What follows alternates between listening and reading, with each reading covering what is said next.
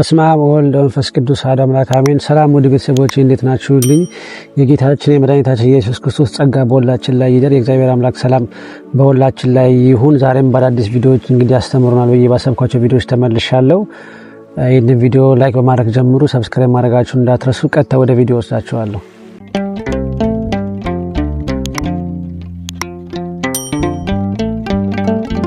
እጅግ በጣም ያሳዝናል። መኖር ማለት ከንቱ ነው። ይህን ልጅ ሁላችሁም ታውቁታላችሁ። ስለ ፍቅር ከአቤኒ ጋር በሚልም እዚህ ቲክቶክ ላይ ከ500,000 በላይ ተከታይ አለው።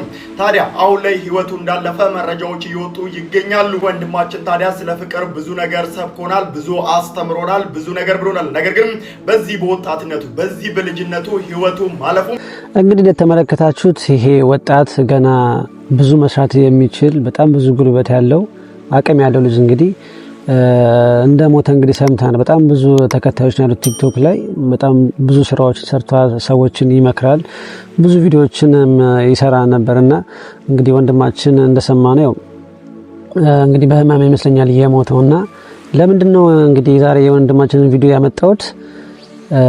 ወጣቶች ሲሞቱ እስኪ ወጣቶች በሚሞቱበት ሰዓት እኛ የቀረነው ደግሞ ከሚሞቱት ወጣቶች ምን እንማራለን ወይም ደግሞ ምንድነው የሚያስተምረን? እግዚአብሔር አምላክ ሊነገረን የፈለገው ነገር ምን አለ የሚለውን ነገር እንድናስተውል በማሰብ ነው። ለወንድማችን ነፍሱን ይማረው። በእውነት ባላውቀውም በቅርበትም ግን ወጣት ልጅ ነው፣ ገና ብዙ ነገር መስራት የሚችል ልጅ ይመስላልና እኛ ምንድነው የምናስበው? ወጣቶች ተመልከቱ። እንግዲህ አሁን ላይ ሀገራችን ላይ ያለውን ነገር ተመልከቱ፣ ዓለም ላይ የሚፈጠረው ነገር ተመልከቱ። አሁን ላይ በሀገራችን ላይ አርጅቶ የሚሞት ሰው እንኳን እየጠፋ ነው ያለው።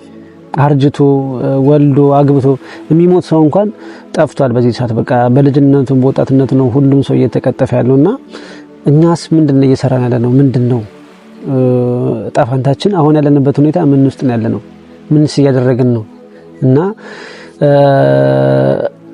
የዛሬን እንጂ የነገን እኛ አናቅም። እኛ ግን እየኖርን ያለነው የነጋችን እንደምናቅ ነው። እና ዛሬ የተሰጠችን ቀን ግን ዛሬ የነጋችው ቀን ግን ወደ እግዚአብሔር ለመመለስ ወይም ደግሞ ለንስሐ እንደሆነች ብዙዎች እናውቃለን። እግዚአብሔር አምላክ ተጨማሪ ቀን ተጨማሪ ዕለት ለንስሐ እንደሰጠን ስንቶቻችን እናውቃለን። ወንድማችን ሄዷል፣ ግን በምን አይነት ሁኔታ ውስጥ እንደሄደ ሁላችንም አናውቅም። ንስሐ ገብቶ ይሁን ወደ ቤተክርስቲያን ተመልሶ ይሁን አናውቅም። እና ከመጠራታችን በፊት እውነት እግዚአብሔርን አስደስቻለሁ ወይ በእግዚአብሔር መንገድ ተጉዣለሁ ወይ የሚለው ነገር በደንብ ልናስብበት የሚገባ ነገር ነው።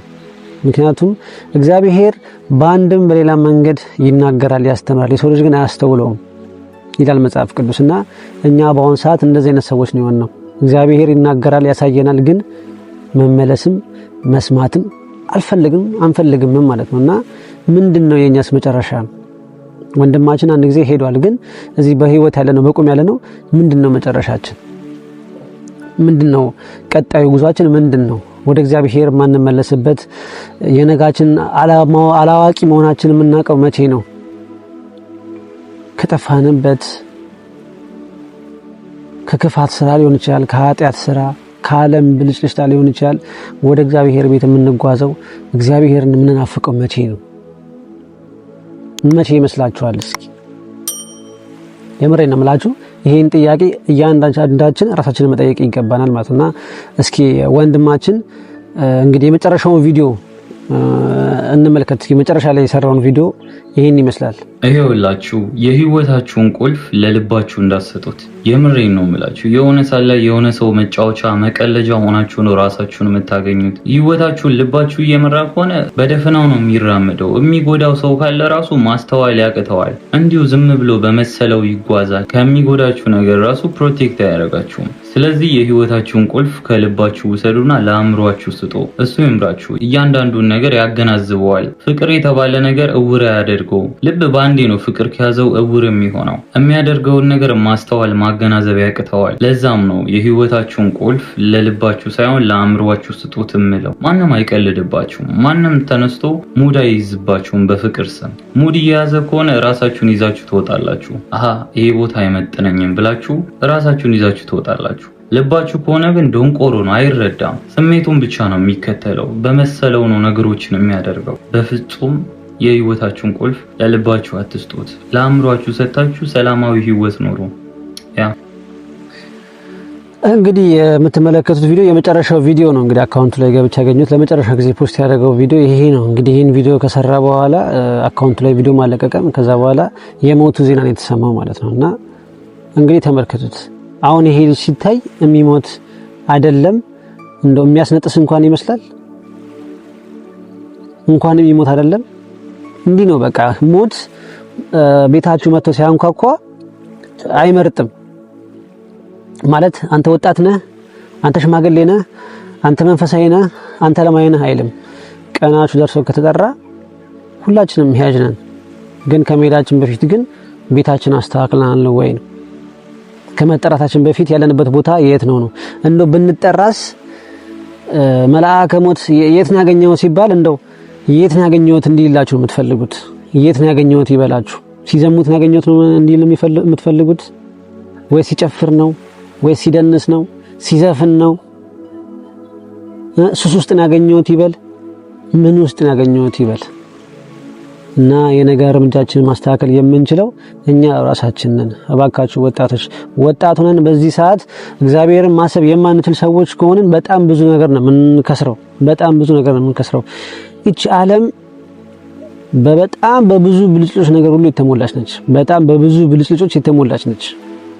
ምንም ነገር አእምሮአችሁ ስታገኙት ሁልጊዜም ተጨማሪ ነገር በቃ እርካታ የለም። በዚህ ዓለም ላይ በተጨባጩ ማለት ነው እርካታ የሚባል ነገር የለም። ሁልጊዜም በቃ ተጨማሪ ነገር ነው። ሁልጊዜም በቃ አዲስ ነገርን ፍላጋ ውስጥ ያለ ነው። ግን ነፍሳችን አንድ ጊዜ ረክታ ማታቀም ማለት ነው። እና መቼ ነው የነፍሳችን ጥያቄ የምንመልስላት? መቼ ነው ራሳችን ሰብስበን የምናገኘው? መቼ ነው? አሁን ወንድማችን እንዳለው ልባችንን ሰብስባችሁ ለጭንቅላታችሁ ስጡ ብሏል። ልባችንን፣ ጭንቅላታችንን፣ ህሊናችንን ሰብስበን መጠቅላላ ለእግዚአብሔር መስጠት መቻል አለብን። እግዚአብሔር ጋር ያስቀመጥነው ልብ፣ እግዚአብሔር ጋር ያስቀመጥነው አይምሮ ሁልጊዜም የተቃነን የተስተካከለ ነው። ምክንያቱም መድኃኔዓለም እጅ ላይ እግዚአብሔር አምላክ እጅ ላይ ታሪክ ተበላሽቶ ስለማያውቅ ማለት ነው። እና እባካችሁን ወጣቶች እናስብ፣ እናሰላስል። ዛሬ የቆምንበት ቦታ ምን አይነት ቦታ ላይ ነው? ነገ ተጠርተን ብንሄድ ምን አይነት ቦታ ላይ የተገኘ ነው? ለነገዋ ህይወታችን ለዘላለማዊ ህይወታችን ምን እየሰራን ነው የሚለው ነገር በደንብ ልናስብበትና ልንጠነቀቅበት የሚገባ ነገር ነው። እስኪ ቀጣዩ ቪዲዮ ተመልከቱት። ትሞታለህና ቤትህን አስተካክል። ንጉሥ ሕዝቅያስ በጠና ታሞ ተኝቷል። ነቢዩ ኢሳይያስ ሊጠይቀው መጣ። ሆኖም እንደ ልማዱ እግዚአብሔር ይማርህ አላለውም። ለጆሮ የሚከብድ ቃል ጥሎበት ወጣ። ትሞታለህና ቤትህን አስተካክል። ከጥቂት ደቂቃ በኋላ ነቢዩ ኢሳይያስ ሌላ መልእክት ይዞ ተመለሰ። እግዚአብሔር እንዲህ ይላል፣ ጸሎትህን ሰምቻለሁ፣ እንባህን አይቻለሁ። በዕድሜ ላይ 15 ዓመት ጨምርልሃለሁ። ሕዝቅያስ ከአልጋው ሳይነሳ ያስተካከለው ቤቱ ልቡ ነበር። ልብህን ካስተካከል ቤትህ ይስተካከላል። እግዚአብሔር እንደሆነ ትሞታለህ ቢልህም መሞትህን አይፈልግም። እርሱ ከኃጢአትህ እንጂ ከአንተ ጋር ጸብ የለውም። በውኑ ኃጢአተኛ ይሞት ዘንድ እፈቅዳለሁ? ይላል ጌታ እግዚአብሔር። ከመንገዱ ይመለስና በሕይወትም ይኖር ዘንድ አይደለምን? ይላል መሐሪው። ትንቢተ ሕዝቅኤል ምዕራፍ 18 ቁጥር 23። እርሱ ትሞታለህ የሚልህ መኖርህን ፈልጎ ነው። አንዴ ብያለሁ ብሎ አይጨክንብህም። እንግዲህ እንሞታለንና ቤታችንን እናስተካክል። ቤታችን የተባለው የትኛው ነው? ልባችን ነው። የምሬን ነው የምላችሁ። በእውነት ወጣቶች ልባችንን እናስተካክል። ከእግዚአብሔር ጋር እናድርገው። አቋማችንን፣ አረማመዳችንን፣ አስተሳሰባችንን፣ ሁሉ ነገራችን የኛ የሆነ ነገር ሁሉ የምናስበው፣ የምናቅደው፣ የምናደርገው ነገር ሁሉ በእግዚአብሔር ሐሳብ የታሰበ ይሁን። እግዚአብሔር የገባበት ይሁን። እኛ ነገሩን ከመንካታችን በፊት እግዚአብሔር የነካው ይሁን። እኛ ነገሩን ከማሰባችን በፊት እግዚአብሔር ያሰበው ይሁን። ምክንያቱም እግዚአብሔር አምላክ እጅ ላይ ታሪክ ወይም ደግሞ ተአምር ተበላሽቶ አያውቅም። እግዚአብሔር ሁሉን ያስተካክላል። ዋናው ነገር ግን እኛ እግዚአብሔር መፈለጋችን ነው። እግዚአብሔር አምላክ ከሰራነው ኃጢአት ችግር የለበትም። ካለንበት ችግር የለበትም። እግዚአብሔር አምላክ የሚጠይቀን ለምን አልመጣችሁም ነው። ሸክማችሁ የከበዳችሁ ኑ ወደ እኔ ኑ ሸክማችሁን ማቀልላችኋለሁ ብሏል ክርስቶስ። ለምን መታችሁ ሸክማችሁን አላራገፋችሁም እኔ ጋር ነው እንጂ የሚለን ለምን ሸክም ተሸከማችሁ አይለንም። ለምን በኃጢአት ወደቅ፣ ለምን ሱሰኛ ሆንክ፣ ለምን ዝሙተኛ ሆንክ፣ ለምን ግብረ ሰዶማዊ ሆንክ፣ ለምን ሌባ ቀማኛ ሆንክ፣ ለምን ሴሰኛ ሱሰኛ ሆንክ አይልም። ግን ለምን አልመጣህም፣ ለምን አልተፈወስክም፣ ለምን አልፈለክኝም ነው የሚለው። እንዴት እንደዚህ አይነት አምላክ ከየት ይገኛል? እንደዚህ አይነት ፈጣሪ ከየት ይገኛል? ለምን አልመጣህም የሚል ኃጢአት በሰራን ሰዓት በተሳሳተን ሰዓት እኮ መቅጣት የሚችል እኮ ነው፣ መቅሰፍ የሚችል አምላክ እኮ ነው። ግን እስክንመጣ ይጠብቀናል። እስክንመጣ የሚጠብቀን አምላክ ክርስቶስ ብቻ ነው፣ ሌላ ማንም አይደለም። እና እባካችሁን አሁንም ቢሆን ወደ እግዚአብሔር እንመለስ። አረፈደም። እባካችሁ ወጣት እየረገፈ ነው። ከኛ እድሜ በታች ያሉ ሰዎች በጠቅላላ እየረገፉ ነው። እነዛ ሰዎች ሲሄዱ ግን ቤታቸውን አስተካክለው ነበር ወይ የሄዱት የሚለው ነገር በደንብ እናስብ እባካችሁ። እግዚአብሔር ምን ቢያመጣ ወይም ደግሞ ምን ቢደረግ ወይም ደግሞ ምን ቢከሰት ነው መማር የምንችለው? ምንድነው የምንማረው? ምንድነውስ? በቃ እንዴት ነው የምንማረው? እንዴት ነው የምንመለሰው? እግዚአብሔር ምን ያርግ እንድንመለስ? የምሬን ነው የምላችሁ። በእውነት አስተውሉ። እግዚአብሔር በአንድ ሌላ መንገድ ያስተምራል። እግዚአብሔር ቅርባችሁ ባለው ነገር ነው የሚያስተምረው። አጠገባችሁ ባለው ሁልጊዜ በምታረጉት ነገር፣ ሁልጊዜ በምታዩት በምትሰሙት ነገር ነው የሚያስተምራችሁ። ሌላ ነገር አይቆፍርላችሁም እግዚአብሔር እናንተን ለማስተማር፣ እኛን ለማስተማር። አጠገባችሁ ባለው ነገር ያስተምረናል እግዚአብሔር። በጥቂት ነገር ያስተምረናል። ያቺ ትምህርት ግን እውነት ገብታናለች ወይ ይዘናታል ወይ የሚለው ነገር በደንብ ማሰብ መቻል አለብን ማለት ነውና እባካችሁን እግዚአብሔርን አጥብቀን እንፈልገው፣ እንሻው። በዚህ ዓለም ላይ እንደ እግዚአብሔር ያለ ጥበብ፣ ከእግዚአብሔር የበለጠ ነገር፣ የገዘፈ ነገር በዓለም ላይ ምንም የለም። ሳልመክር ማላልፈው አንድ ሐሳብ ላንሳ። ምክር በእርግጥ ብዙ መክር ያለው ግን እግዚአብሔር ምን ይላል መሰላችሁ? በመጀመሪያ ቃል ነበረ። ዮሐንስ ወንጌል ምዕራፍ 1 ቃልም እግዚአብሔር ነበረ፣ ያ ቃልም በእግዚአብሔር ዘንድ ነበረ፣ ወረድ ብሎ ቃል ሥጋ ሆነ ይላል። የሰው ልጅ የተሰጠው እንጀራ አለ፣ ምግብ አለ፣ መጠጥ አለ። እሱም የክርስቶስ ሥጋና ደም ነው። ከዚህ ውጪ ጥበብ የለም። ከዚህ ውጪ ዕውቀትን የሚገልጽ የለም። ሁሉም ከዚህ ውጪ ከሆነ ሞትን የሚጠራ መርዝ ነው።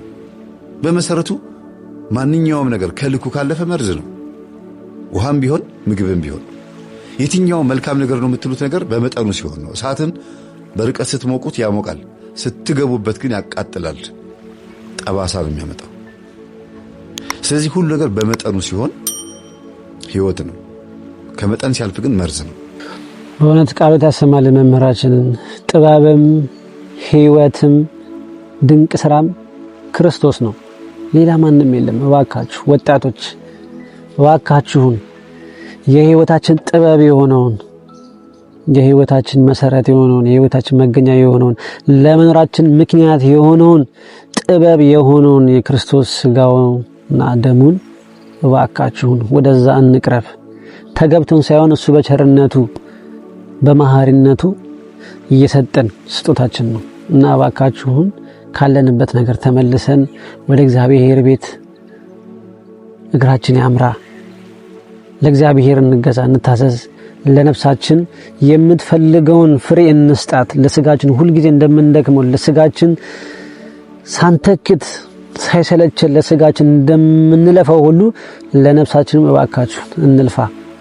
ምክንያቱም ነፍሳችን ነች ዘላለማዊ፣ ስጋችን የሚበሰብስ ነገር ነው። ለስጋችን የምንሰራው ለስጋችን የምንፈልጋቸው ነገሮች ሁሉ ለስጋችን የምናደርጋቸው ነገሮች ሁሉ እንዳለ እዚሁ የሚቀሩ ነገሮች ናቸው። አንድም ነገር ይዘነው የምንሄደው ነገር የለም። ነፍሳችን ግን ዘላለማዊ ነች። ለስጋችን ስንደክም ነፍሳችን ትረሳለች፣ ነፍሳችን ደግሞ ትጨነቃለች፣ ነፍሳችን ደግሞ ሁሉ ጊዜ እግዚአብሔርን ትፈልገዋለች። እኛ ደግሞ በማላል አገናኝላታለን። ስለዚህ እባካችሁ ነፍሳችን እናዳምጥ፣ ወደ ሆነው ወደ ክርስቶስ እንምጣ። እባካችሁ። እንግዲህ ውድ ቤተሰቦች የዛሬ ቪዲዮ ይሄን ይመስል ነበረ። እንደተማራችሁበት ተስፋ አደርጋለሁ። በቀጣይ ቪዲዮ እስከምንገናኝ ሰላም ክርስቶስ ከሁላችን ጋር ይሁን። አሜን።